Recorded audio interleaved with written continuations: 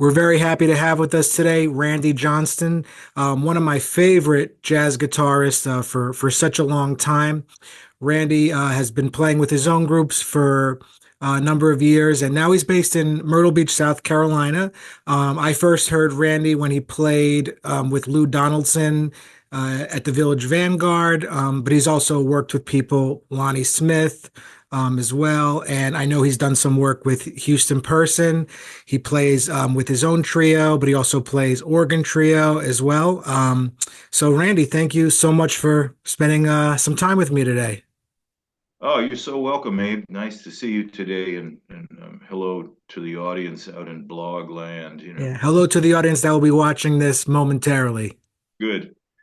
So, Randy, I know we kind of crossed paths at one point, maybe when you were living in Charlottesville, and now you're down in Myrtle Beach. And I know you've had to kind of like drift away a little bit from, playing jazz as regularly as you were and going into, singing and playing more rock stuff. When you play these other types of gigs, does it give you that same release that you would get, say, playing with an organ trio, or do you kind of feel like it's a different headspace? It's well, I mean both. It's that doesn't make any sense, but actually, I started out as sort of a rock and roller. I mean, my generation is not the jazz generation. And neither is yours. But you're younger than I am. But mine, I started out playing playing like Eric Clapton and BB King, and I was trying to play like Jimi Hendrix, but I didn't know that he tuned the guitar down to E flat most of the time. So that really perplexed me for a long time. But now I know that if you just take a Strat and turn it up all the way and tune it down to E flat, it'll sound just like Jimi Hendrix. But I always liked singing, which I did not do for years. When I was a little kid in Detroit, where my parents lived when I was born there, my dad used to take me around to radio stations, to remote radio stations, which were always at car dealerships. And I would sing a song on the radio like a cute little kid. I'm sure it sounded horrible, We got to but find that somewhere. I want to hear that. I don't think hopefully it's not available, and then I started playing, and I got, and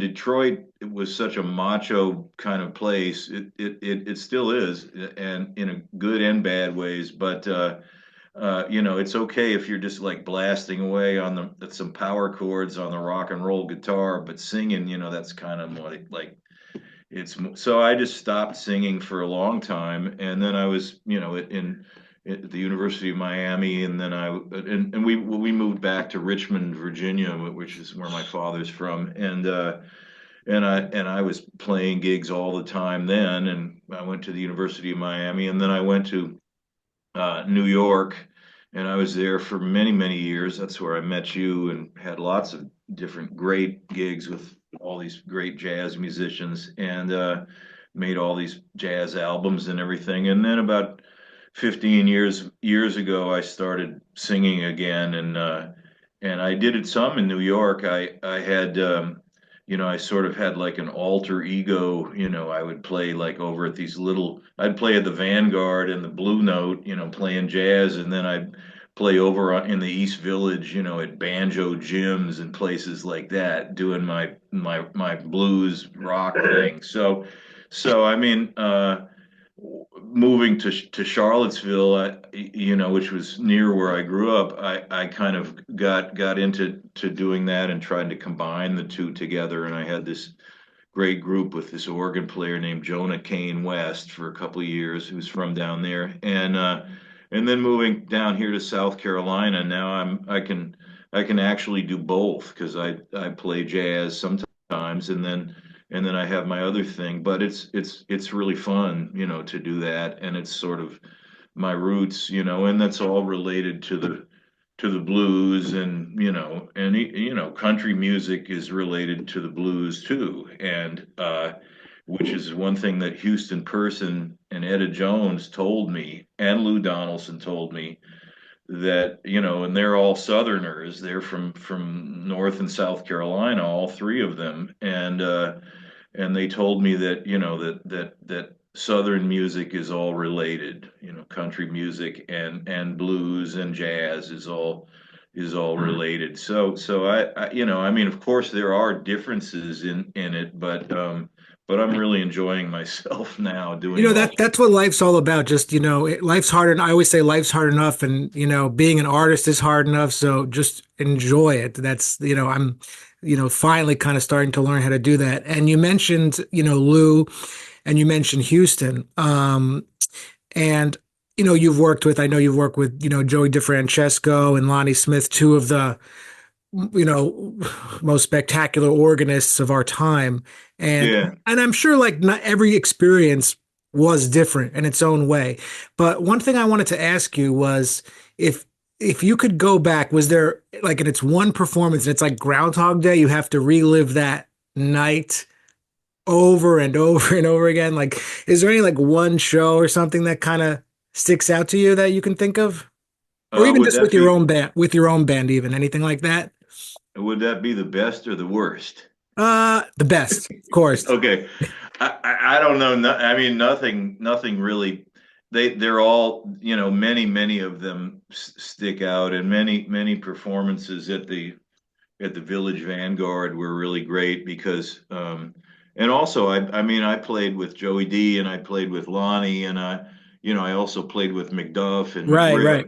Rhoda Scott and Shirley Scott, and I used to play down in Philly all the time, with Mickey Roker and Shirley Scott and Arthur Harper on bass. And so, I mean, I played with a lot of any of the organ players that were alive during my time in New York, which was from, the early 80s up until 2015, I played with. And with the exception of Jimmy Smith, and I knew Jimmy Smith, personally, and he was always very nice to me, which is, he was a cantankerous character, but I've heard stories. yeah, but and I mean, when I first came to New York, I had a gig playing an after hours club from 5 to 9 in the morning, and I played on the street for a couple of years because I didn't know anybody. The only person I knew in New York was this bass player, Nat Reeves, who's one of my best friends from Virginia. From Connecticut, and he's in Connecticut, I believe, right? The He's Hart been in School. Connecticut for many years, but he's from Lynchburg, Virginia. And I knew, we used to play together down in Richmond, and I knew him,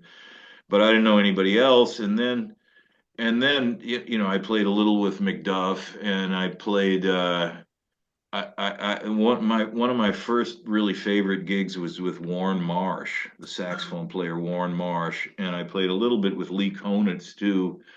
And but I played in Warren Marsh's band for 3 years, um, and that was really different than things that I did before or things that I've done since, which were more of the, toward the bluesy side, the groovy side, bluesy, funky, blue notes and stuff like that, which he had some of those too, but that was really a person that I learned a whole lot from and really enjoyed playing with. We had a pianoless quartet, and we played a lot together. So I mean, those were some of the great. I had so many great experiences in New York, and also playing not only great gigs but really shitty gigs too. Oh, I get it.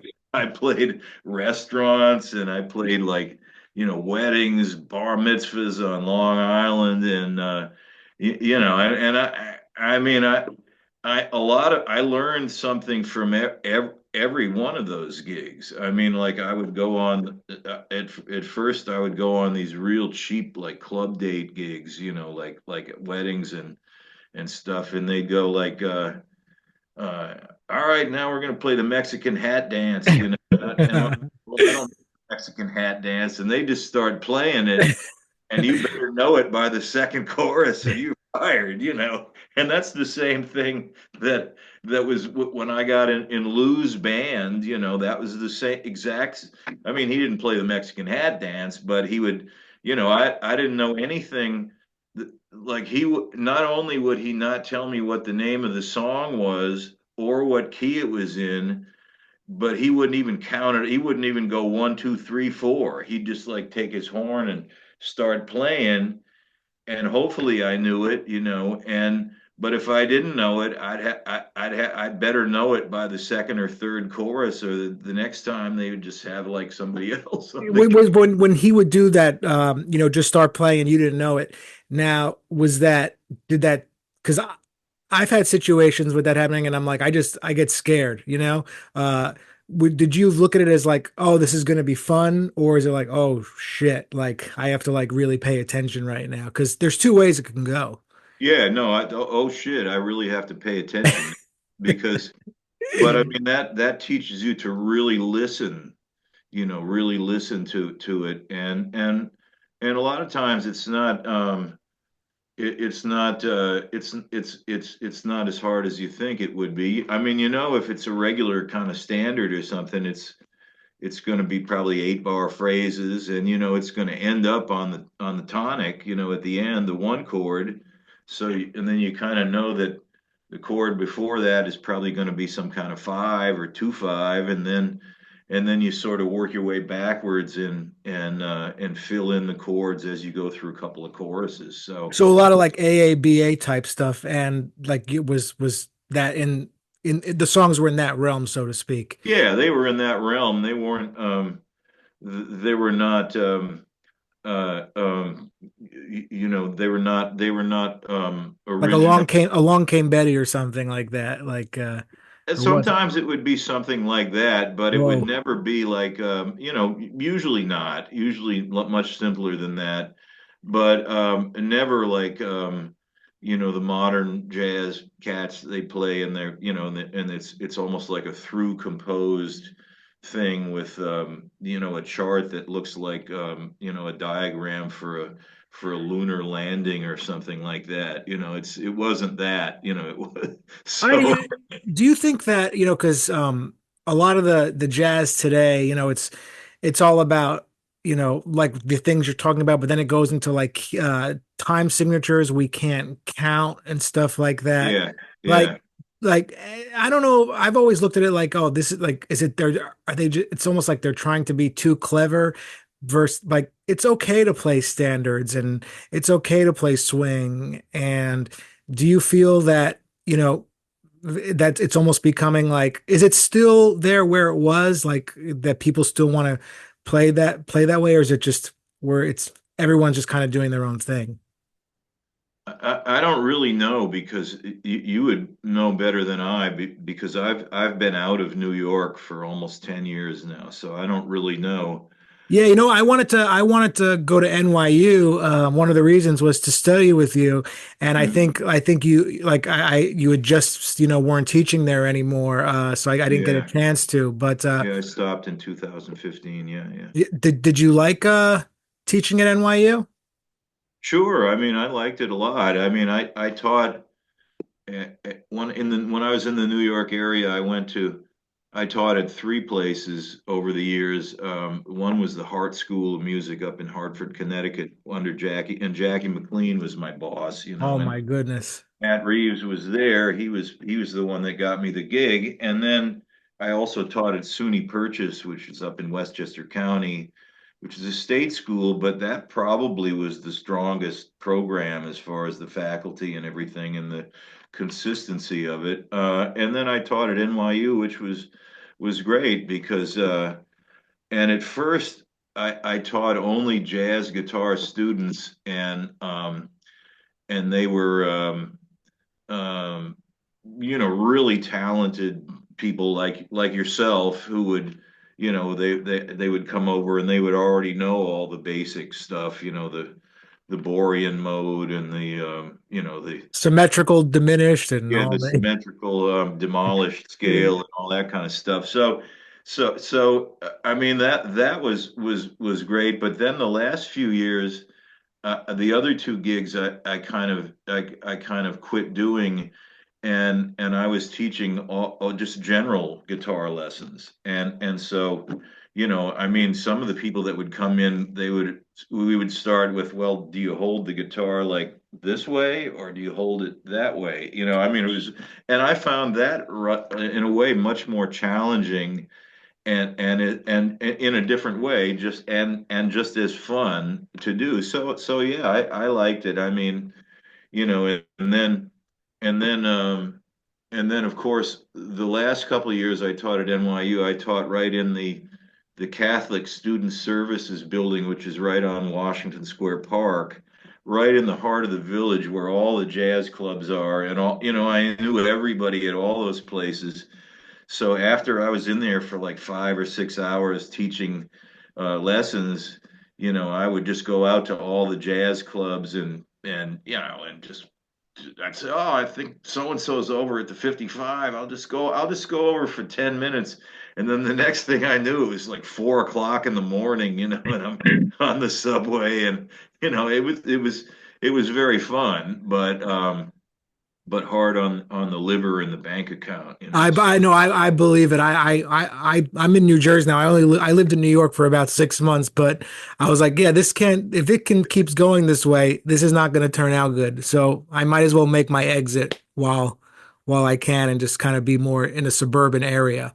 Uh, yeah, yeah. Well, I lived mostly when in my time in New York and in Brooklyn near Park Slope, which is a great place to live, and not very far away. But when I would teach at NYU, those couple of days, I'd be in the West Village, and it was great. I would sometimes I'd look over in a couple of we'd be in these little cell practice rooms, and I'd look over a couple of cells away, and it was Don Friedman was in there teaching piano, and he's like 85 years old, and if there was snow and ice out, I'd see him like hobbling to the subway and oh everything. man. I'm thinking like, man, I don't want to be like, I don't want to be here forever. So, No, I get it. And you know, when you were at Purchase, was John Abercrombie there too, or was it? oh yeah, yeah.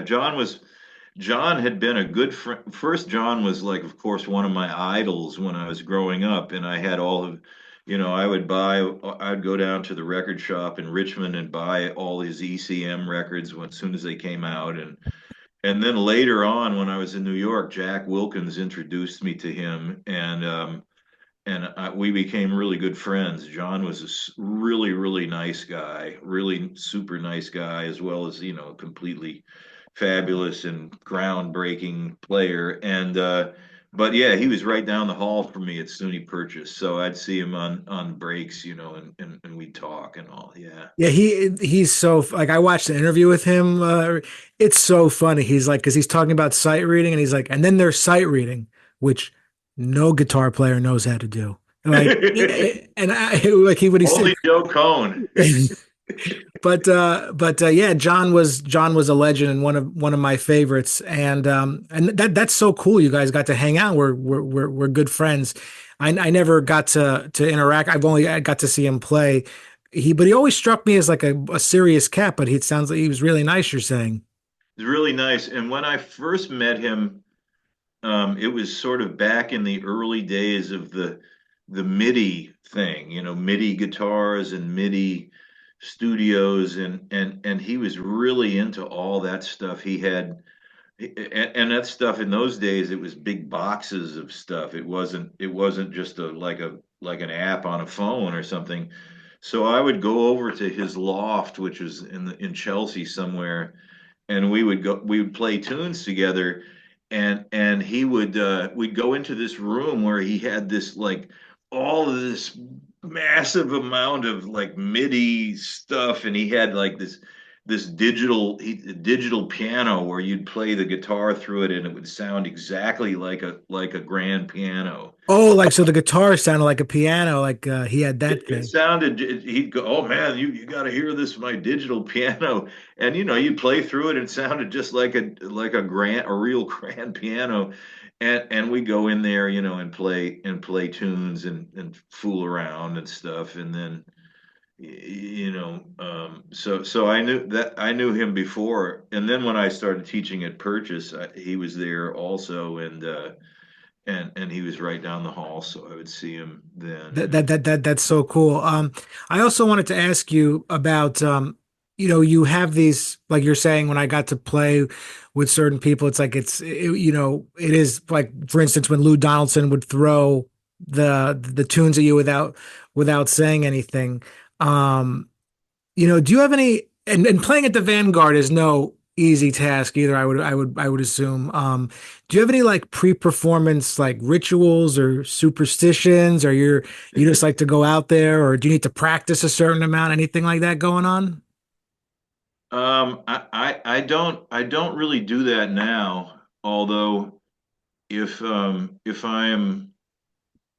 going to a gig where I'm singing songs, like last night I did the solo gig and I sang all night, and played. And so I'll do a few vocal warm-ups in the car before that, just because I've been singing relatively less time than, on gigs than I have been playing guitar. So, but I don't really do any like guitar warm-ups like scales or anything. Although, I mean, that being said, I have a house now where I never lived in a house before in my life. Since I lived with my parents, they had a house. I grew up there, but all the cities I lived in, including Charlottesville, I had apartments. So I had neighbors on either side of all the sides of the walls. Now I have a house. So after the gig, I can come back and I'll practice the things that I fucked up on the gig, which are always, there's always things that I messed, that I made mistakes. So I can go back and practice that. I'll probably do that tonight. And now I'll still practice and play like hours a day, lots of times when I'm not working. So it's a lifetime thing. But one interesting thing that Houston Person taught me was that a lot of times if I had a gig with him, if it was, and I remember if we'd be in the dressing room before the gig, or sometimes he'd rent like one hotel room so that we could all just have a place to chill out before the gig, Oh, that's cool. and if I'd be in there and I'd have my guitar and I'd be like practicing scales or something like that, he'd go, "Man, save them notes for the gig," so he was a believer in just playing exactly, what you hear at the time of the gig, rather than, because doing, yeah, basically you play at the gig what you practice. Whatever you practiced, that's what you're going to play on the gig. So so if you practice scales all the time, when you get on the gig, you're going to play scales. Yeah, So that's true. Hmm. so he kind of, so I took that to mean that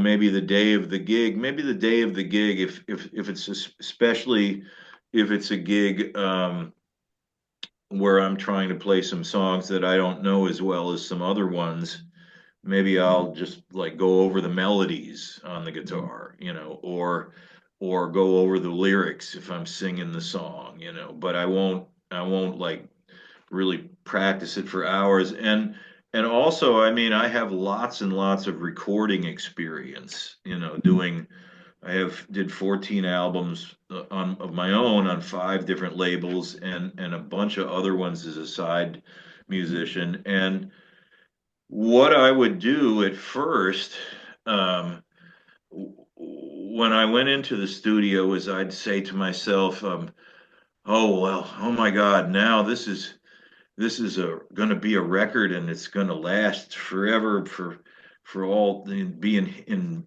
musical posterity or history. so I have to play the very best I've ever played and play all my best licks and play the best solo I've ever played in my life, and it would end up always sounding like the worst I could play. The worst. When you treat it like life or death, that session. Absolutely the worst that it would be the worst I could play. So after a while, and there again, like Houston, who is my producer on a bunch of my early records, he would say like, "Oh man, don't even worry about the solos. The solos aren't the most important thing. It's the record. How the vibe of the record and the arrangement and not having it too long and all this kind of stuff like that. Don't even worry about the solos." So solo never sold any jazz record. So which is just the opposite of what you hear in music school.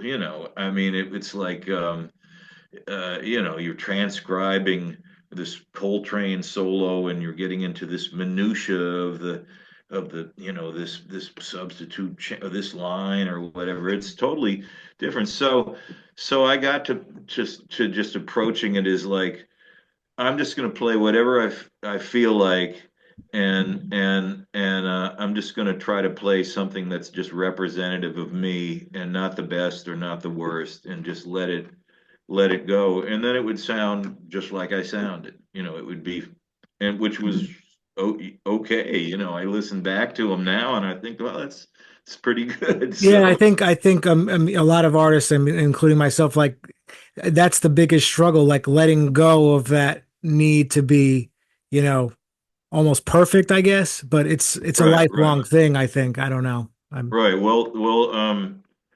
Do you know who George Barnes was? I've heard the name, yeah. George Barnes was an old time like swing guitar player. He was really really great player, great musician, and he said that a lot of times things are great, but they're not any good. So so in other words, great in the sense of great. If you look it up in the dictionary, it's like huge, large, epic, great. Oh, I had a there's the greatest mountain range. It's the biggest, but something can be great. You can be playing all this stuff, and but it's not any good. It's not musical. So I mean, I guess ideally something is good and great, maybe, but great doesn't just mean a better version of good. Yeah, no, no, I think you're totally right. and and not And any good. So what I mean, what make for you? What makes the gig like? Oh yeah, that was good. Like or versus that was at the peak, just the way it felt. I mean, is it that everyone in the band is just kind of on like the same level of consciousness or something, or is it just like the way the volume? I mean, it's almost a mystery, I think. yeah, it's that all is part of it, but I go for the audience. If The the audience. audience, if the yeah, I don't. I actually don't. I mean, yeah, I am an artist and all that, but I consider myself an entertainer and a troubadour more than an artist. Hmm. And that first, and then maybe an artist second. Like so, if if you if I go to the gig and the audience is really into it and really pleased, and there's a lot of them there, and they're happy and they're spending a lot, if it's a bar or something, if they're spending a lot of money and buying a lot of food and drinks, and the club owner is real happy, then I'm happy, and the best compliment I've ever had, I think, and I've had a lot of good compliments, but is something like, people come up to me and they said, I never thought I liked jazz, but I like I like what you're doing. If that's jazz, I like it, So that's to me, and a lot of that stuff I learned from Houston also, and from Lou Donaldson also, Yeah, just rest his soul. He just, passed. yeah, I I'm sorry know. I know you were close with him. I'm really sorry to hear about it, especially for your relationship with him and everything. So, Yeah, well, I've been talking to him pretty regularly, and I just called him a few days ago, and he didn't call me back, but I'd talked to him a couple months ago, and I heard from Fukushi, the drummer, Fukushi Tainaka, who's also he's like my brother. We played together so many times, and we played with Lou for longer than I did. I played 18 years, Fuku like something like 34 years. So that's loyalty. I mean, yeah, wow. yeah, loyal. Lou is a very loyal guy, and he didn't have his like you see that, oh, this is my organ trio project. Now I'm going to do my Indian music project. Now I'm going to, it was just the same shit all the time. And if he liked you, he liked you. If he didn't like you, he didn't like you. So there's a lot to be said for that. But I mean, he was 98 years old. Fuku told me that he had had a really nice dinner with his granddaughter Tracy the night before. Hmm. Tracy's a lawyer down in Tallahassee, Florida, and she's a really nice lady. And I was friends with her too. And so, I mean, I think if it was one of the it was a life well lived. We never want anything to end. But He would. I played a jam session at Smoke, and he was just in the audience, just hanging out, like yeah, listening. He was oh yeah. cool. Like, Yeah, no, even when he was in his 80s, and I don't know when it really ended, he would go out almost every night just to listen to music. Like if I had a gig, even if it was at like Garage or something, that place in the oh, I village, know Garage very well. my friend. But a lot, I'd look up and see him sitting at the bar, or at Smoke, and he had like his Tuesday night place and his Wednesday night place and I'm not a big hanger outer, really. I don't, I'm a sociable person, but it's all learned, it's all forced. I'm not really, basically I hate people and all that. So basically. So not really, but I mean, I'm not a real. But he would keep telling me, "Oh man, you got to get over that. You got to go get a hang out. You got to hang all the time. And he did, and he would drive. He would drive in his. He had several cars. At first, he had a few Lincolns, which looked kind of like those gypsy cab Lincolns that would. That looked like an unmarked cab, Yeah. taxi, like a Lincoln, like a big black, like Ford Town or car. Yeah. Lincoln Town car, Yeah. exactly. And so he'd go, man, I was driving over here tonight, and somebody put up his hand for me to pick him up, and he was mad I didn't pick him up. So, but he would take that thing, and later he had a caddy. He told me once he had it, he got a royalty check from like Madonna or Beyonce or one of them, like sampling some riff of his from some of his old Boogaloo records. He said, I didn't even remember what the song sounded like, but she sent me $20,000. Oh my goodness. And he went out and like bought like a new Lincoln or something, with it. So Well, Randy, we're gonna wrap it up in a sec or so, but I would love to do this again with you. I'm trying to yeah, keep. I just started this podcast. I have a lot more booked, and I'm keeping them shorter. But I would love to do this again with you. I mean, you're someone I've looked up to for such a long time, and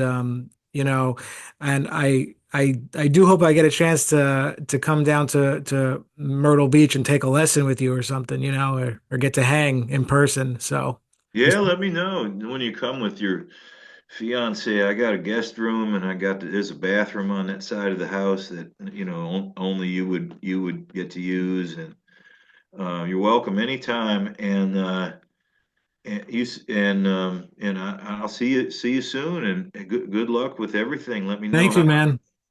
Let me know how the when the podcast comes out. I'd like to see it. Oh yeah, it'll be up soon.